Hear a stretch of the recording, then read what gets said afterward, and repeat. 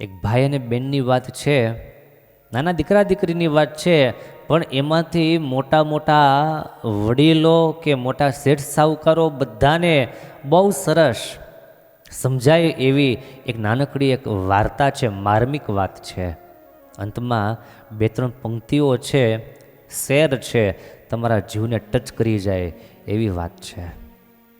4 વર્ષનો ભાઈ અને 6 વર્ષની બેન, આ ભાઈ બેન બે બજારમાં ફરવા માટે નીકળ્યા. એમાં નાનો ભાઈ એવી છટાથી આગળ હાલે,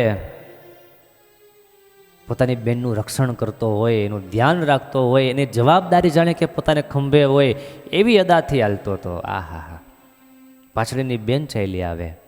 થોડી વારે ભાઈ પાછળ જોતો આવે, બેન આવે છે ને, સલામત છે ને, એને કંઈ વાંધો નથી ને, એમ બે ચાલતા આવે છે. આગળ ભાઈ, પાછળ બેન. રસ્તામાં રમકડાની દુકાન આવી. રમકડાની દુકાન જોઈ અને બેન ઊભી રહી જાય છે. ભાઈ પાછો વળીને જોવે છે કે બેન ત્યાં ઊભી રહી ગઈ. ભાઈ પાછો વળ્યો અને કે છે, બેન તારે કંઈ લેવું છે? તારે કંઈ જોઈએ છે? બેને ઢીંગલી સામે આંગળી ચીંધી અને બતાવ્યું કે આ મને ગમે છે, આ ઢીંગલી મારે જોઈએ છે.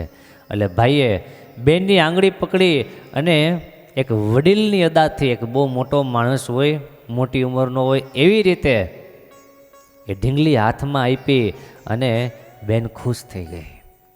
જે ઢીંગલી પર આંગળી ચીંધેલી એ ઢીંગલી લઈ અને બેનના હાથમાં આપી. પેલો વેપારી આ બધું જોયા કરે છે. નાના નાના બાળકો છે, એવા મધુરા છે, એવા મીઠડા છે.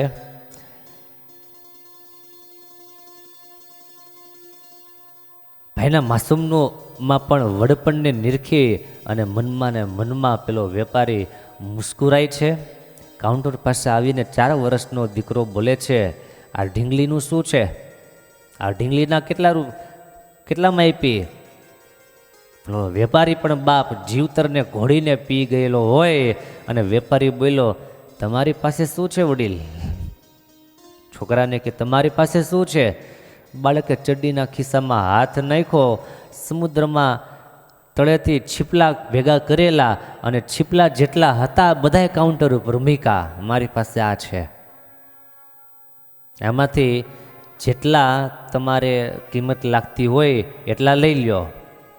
વેપારી માર્મિક હાસ્ય કરતા, બાળક ઉપર બહુ મીઠી નજર કરતા, જેમ રૂપિયા ગણે એમ છીપલા ગણવા માંડ્યો વેપારી.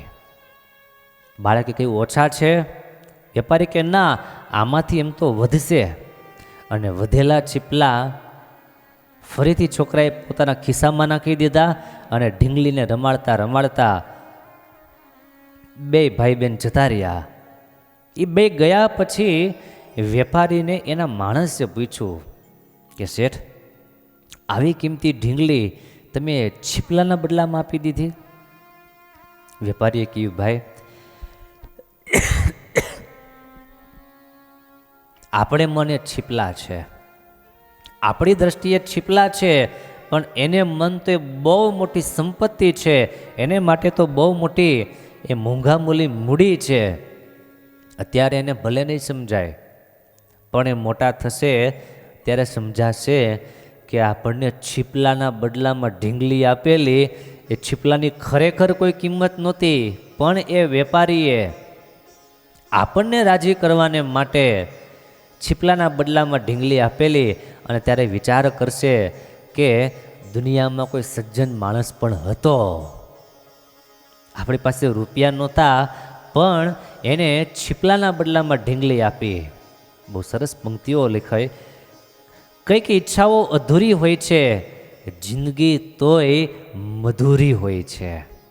કંઈક ઈચ્છાઓ અધૂરી હોય છે, જિંદગી તોય મધુરી હોય છે.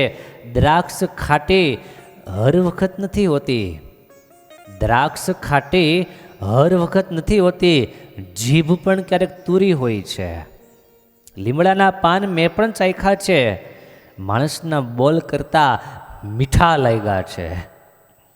માણસાઈ ભરેલી વાત જ્યારે આપણે વિચારીએ છીએ ત્યારે આ પંક્તિઓ બહુ ટચ થાય છે.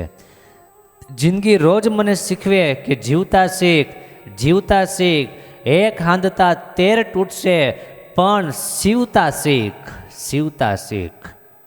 જિંદગી છે માટે એનો દસ્તુર છે, એનો નિયમ છે, એક સાંધે ત્યાં 13 તૂટશે, પણ તું સીવતા શીખ. એ સાંધતા તૂટી જતું હોય એનેથી માયુસ ન થઈ જા, તો એને સીવતા શીખી જા, એને વારે વારે ટેભો મારતા શીખ. મન ભરીને જીવો, મનમાં ભરીને નહીં. શું? મન ભરીને જીવો, મનમાં ભરીને નહીં. કારણ કે મનમાં ભરીને જેટલું જીવાય છે એટલું એનો વજન લાગે છે બાપ. માટે આ નાની નાની વાતો દ્વારા પણ આપણા જીવનમાં ઘણી બધી સારી પ્રેરણાઓ મળી શકે છે. ઘણા સારા આમાંથી આપણને દ્રષ્ટાંત દ્વારા જીવન ઉપયોગી 2 શબ્દો પકડાઈ જાય તો પણ જીવન ધન્ય થઈ જાય, આનંદથી જીવન ભરાઈ જાય. પેલા વેપારીએ એમ કહી દીધું હોત કે આ છીપલાઈથી ઉપાડ, છીપલાના બદલામાં કે ઢીંગલી મળે. મામું સમજે છે મને, ગાંડો પાગલ સમજે છે. આવી રીતના નિંદા કરીને કાઢી મૂકો હોત, છોકરો વયો ગયો હોત, છીપલા લઈને વયો ગયો હોત. પણ મોટો થઈ અને એ વાત એને યાદ રહેત કે આણે મારું અપમાન કરેલું હતું. એને બદલે એના મનમાં એક એવી છાપ બેસશે કે આ વેપારીએ તે દિવસે છીપલાના બદલામાં ઢીંગલી આપી હતી. તે દિવસે ને છીપલાને પૈસાની વચ્ચેનું જે અંતર છે એ બંને ખ્યાલ હશે, બંનેનું જ્ઞાન હશે, પણ જ્ઞાનની વચ્ચે થોડીક સ્નેહની નાની એવી લેરખડી, સ્નેહનું નાનું એવું ઝરણું ઝરઝર કરતું ત્યાંથી પ્રવાહિત થતું હશે, અને એમાં માણસાઈ ઉગી નીકળેલી હશે. એવી માણસાઈના આપણે સૌ કોઈ મોહિત થઈએ, એવા માણસાઈના આપણે સૌ હકદાર થઈએ, વારસદાર થઈએ. હરિભક્તો, આ વાતનો એ પ્રાણ છે.